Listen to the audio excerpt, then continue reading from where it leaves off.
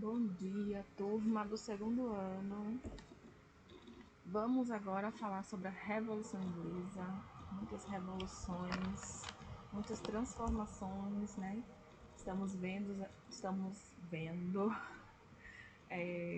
durante este ano, certo? Os conteúdos de vocês, falando sobre as transformações sociais, econômicas e políticas que ocorreram na Europa em um período da Idade Média até a Idade Moderna e Contemporânea, que influencia até os dias atuais, né?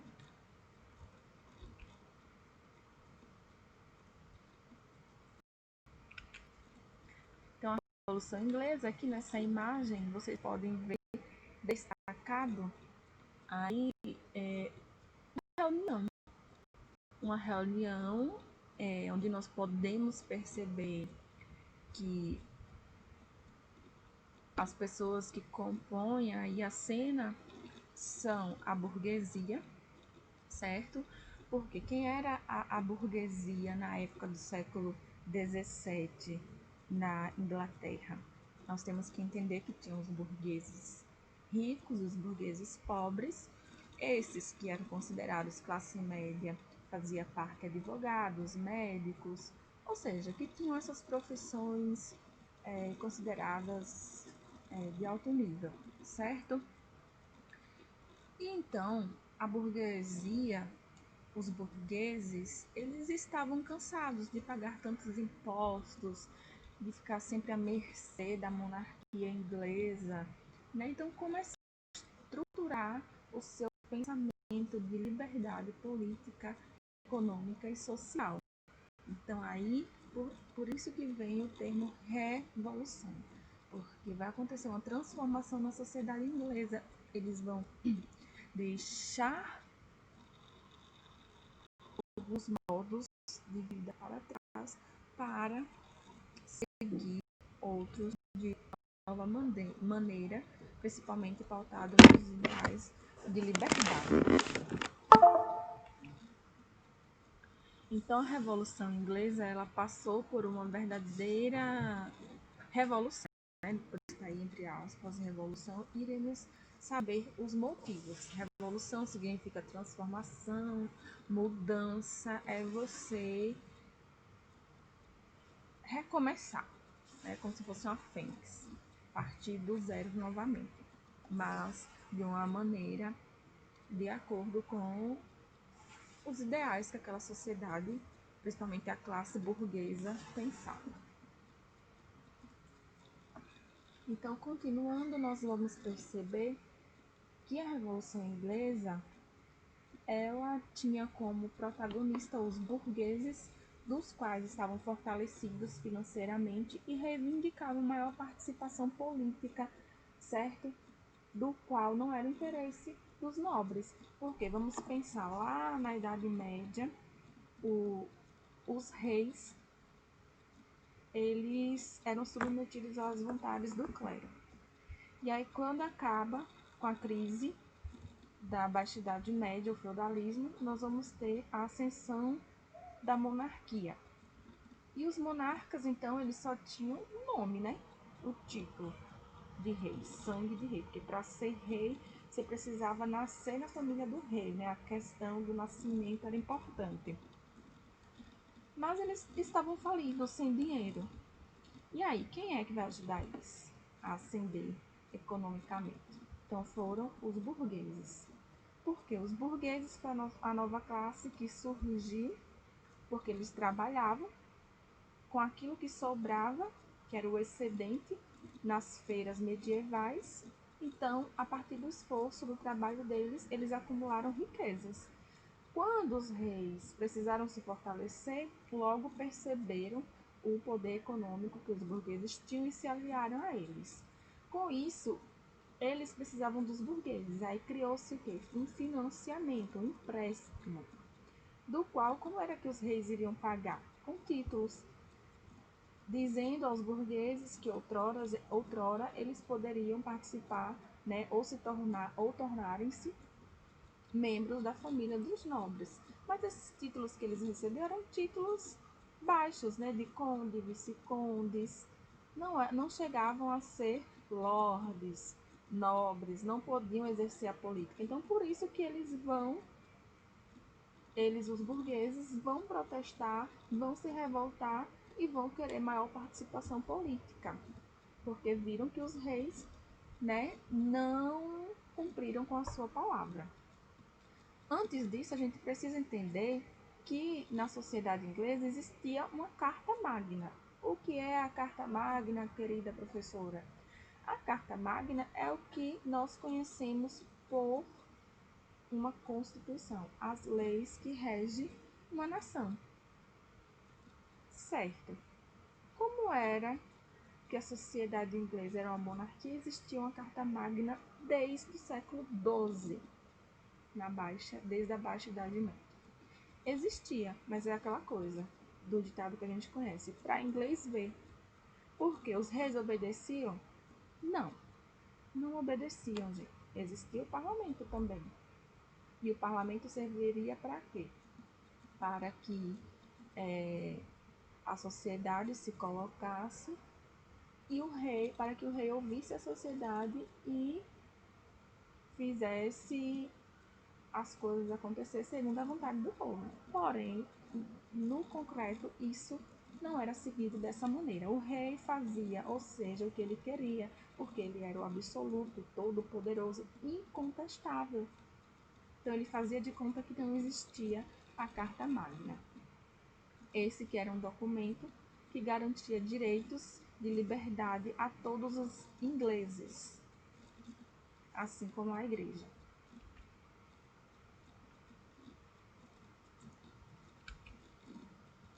Então, a Carta Magna, ela prevaleceu válida durante muito tempo, mas isso não quer dizer que os governantes ingleses seguissem seus preceitos. No início do século XII, após o reinado de Elizabeth I, uma nova dinastia assumiu o trono da Inglaterra, que foi os Stuarts. Os primeiros reis dos Stuarts foram Jaime I e Carlos I, e reinaram num período muito conturbado da Inglaterra. No período em que os burgueses queriam tanto a liberdade econômica, quanto a liberdade religiosa, quanto a liberdade social, para ser o que eles quisessem. Antes desses reis, os monarcas ingleses foram, antes dos Stuarts, antes de Jaime I e Carlos I, os reis da dinastia Tudor foram Henrique VIII e Elizabeth I. Elizabeth I, filha do Henrique VIII. Durante esse governo, o desenvolvimento econômico e a classe burguesa se desenvolveu. Eles faziam os combinados deles, tudo estava tranquilo entre essas duas classes aristocratas, né, nobres, e a classe burguesa. Mas a gente vai ver a seguir que a rainha Elizabeth não deixou herdeiros, morre virgem, e por esse fato, então, o seu primo escocês, né, o Jaime I, então ele torna-se o rei da Inglaterra, da Grã-Bretanha, certo? Então, além da burguesia, outro grupo se destacou, que era a gente que nós vamos ver que eram os produtores de lã ligados à burguesia comercial, pequenos e médios proprietários rurais. Devemos lembrar também, pessoal, que um fato importante que vai levar à Revolução Inglesa é a questão dos cercamentos das terras. Ou seja, professor, o que é os cercamentos? Nós vamos ter que, durante a Baixa e a Alta Idade Média, a sociedade ali da Europa vivia, né, da terra. O feudo era a terra. Então, a terra era importante, eles tiravam tudo da terra. Só que, com o surgimento da indústria, das fábricas, então surgiu dentro dos burgos as fábricas. Vamos pensar, professora, o que é o burgo? Como era composto o burgo? O burgo, minha gente, era a cidade. Como era essa cidade? Ela era cercada por muralhas Dentro tinha as vilas camponesas, que cresciam de forma desordenada, né? Como a gente pode pensar, por exemplo, em bairros periféricos, sem estrutura, sem saneamento, certo? E tinham as indústrias ainda dentro desses burgos. Claro que tinha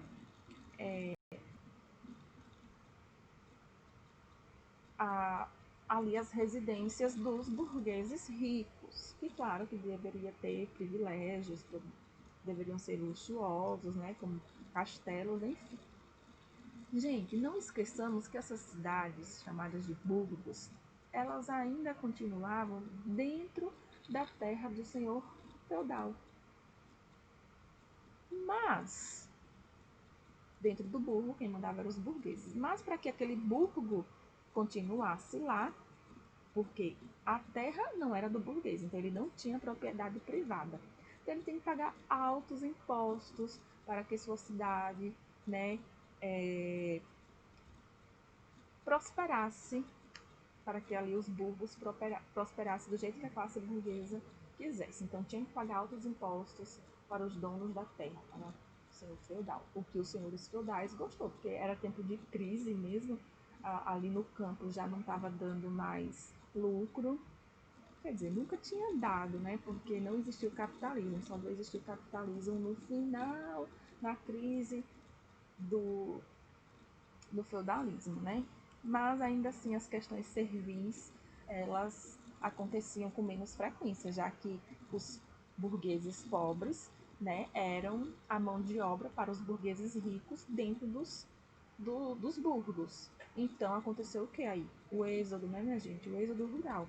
Então muitas pessoas, camponeses, que deixaram de ser camponeses, foram para os burgos para tornarem-se ali os trabalhadores das fábricas, os operários. E aí a gente tem que lembrar a questão da burguesia, da alta burguesia e da baixa burguesia. Nem todos prosperaram da mesma maneira. Então o que acontece é que dentro do setor da indústria, nós temos aí as divisões, né, do setor industrial.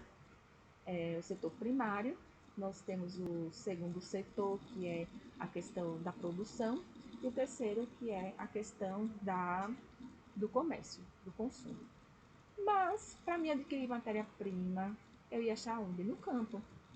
E aí aconteceu cercamentos no campo, porque as ovelhas de camponês com outro camponês se misturavam e dava briga. Então, aquele camponês rico, ele se apropriou das terras dos pobres. E ali, esses pobres, então, tiveram que migrar, né, para os grandes centros, para os burgos. Precisavam de trabalho, estavam desempregados lá no campo, né, ociosos.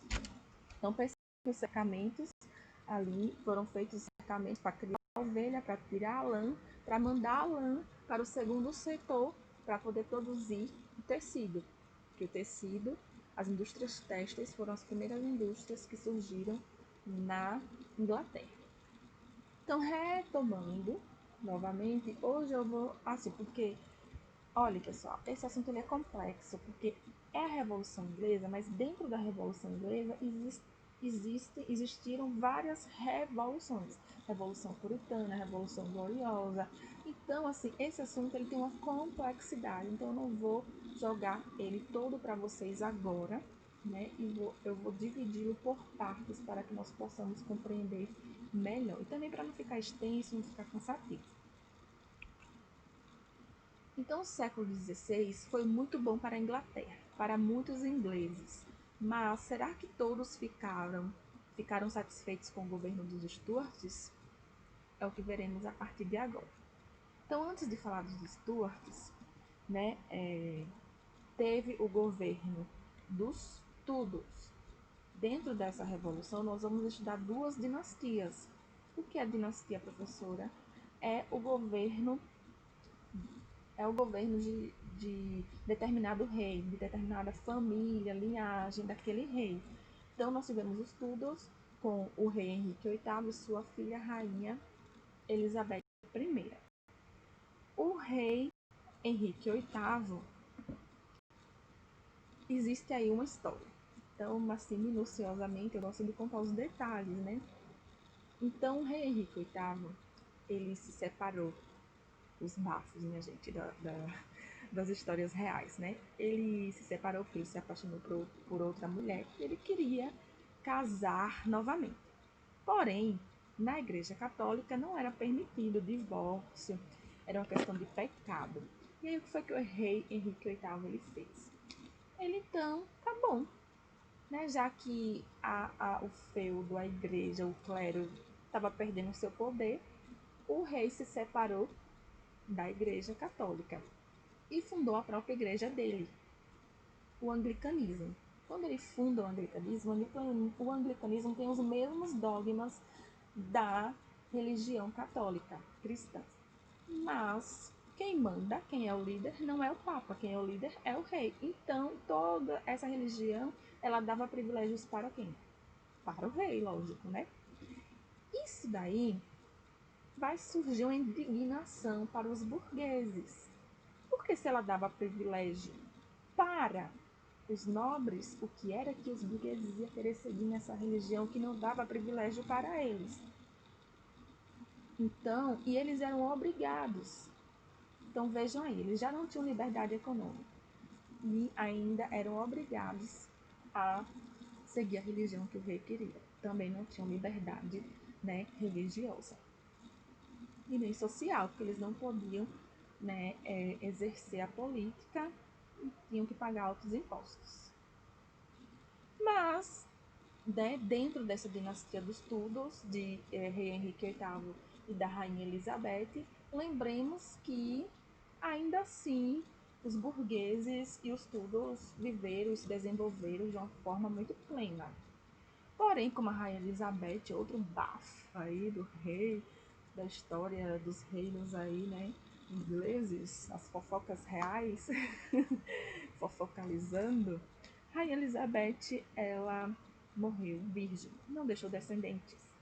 E aí não tinha como dar descendência aos Tudors. E foi o que aconteceu? Veio outra linhagem de reis para dominar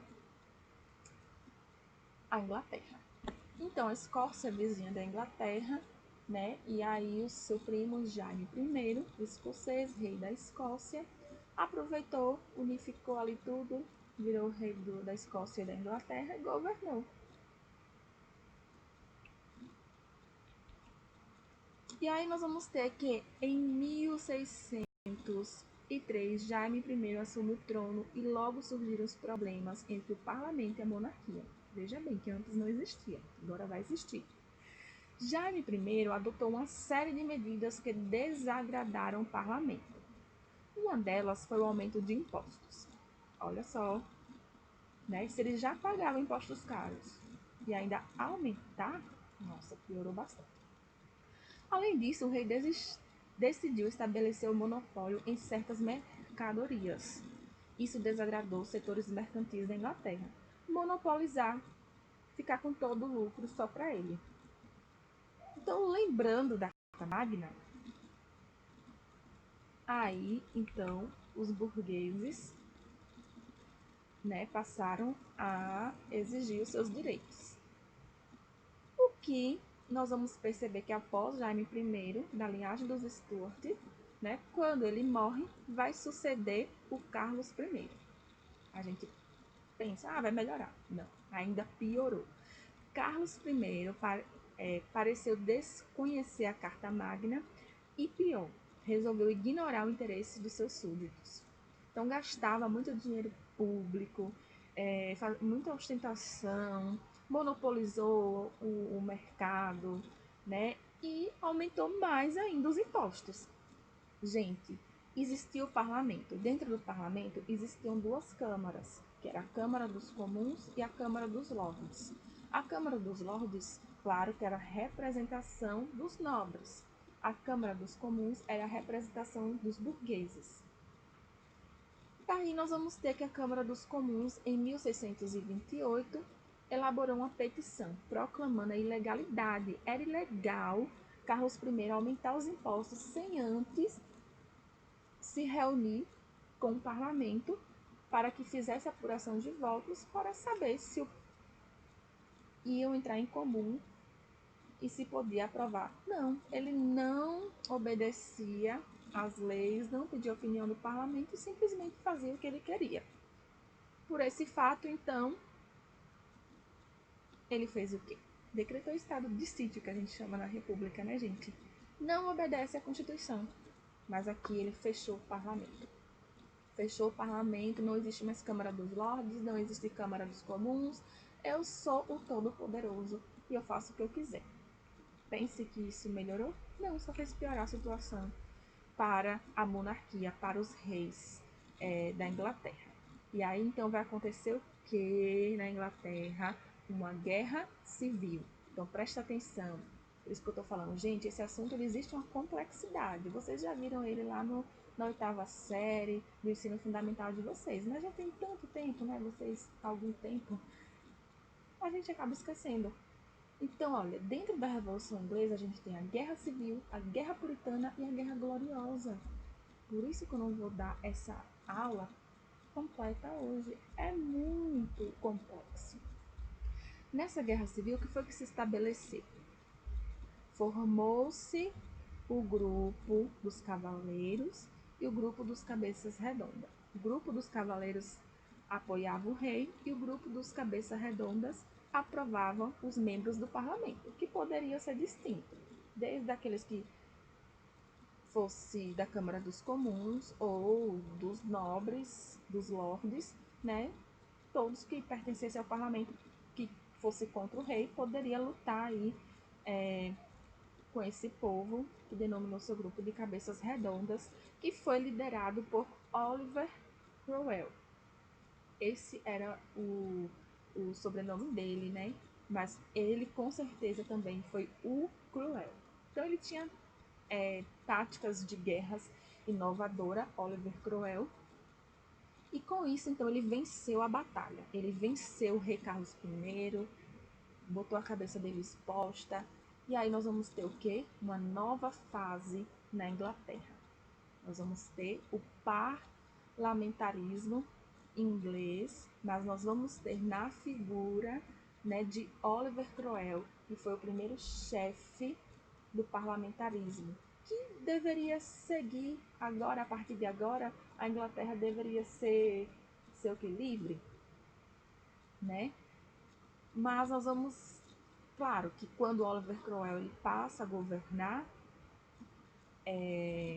os ingleses, eles puderam professar a religião deles, que era a religião puritana, eles deveriam pagar menos impostos, mas aí a gente ainda vai ver, né, que existe uma outra guerra aí dentro, porque o poder subiu à cabeça de Oliver Cromwell. Então, nós vamos ter a distinção entre a alta burguesia e a pequena burguesia. E Oliver Cromwell ele estava governando mais para quem? Ele governou mais para a alta burguesia. E a pequena burguesia fez o quê? Se revoltou. Por isso que eu estou dizendo que vai nascer uma nova revolução. A partir da Guerra Civil surge a Revolução Puritana e depois a Revolução Gloriosa. Certo? Então, por hoje está ótimo. Na próxima aula a gente contextualiza a Revolução Puritana e a Gloriosa, que já é o fim, certo? Um beijo, meus queridos, e até mais. A gente finaliza aí esse assunto nas próximas semanas a seguir. Vamos fazer as atividades, corrigir, estou devendo aí muita correção para vocês, certo? Então, até mais.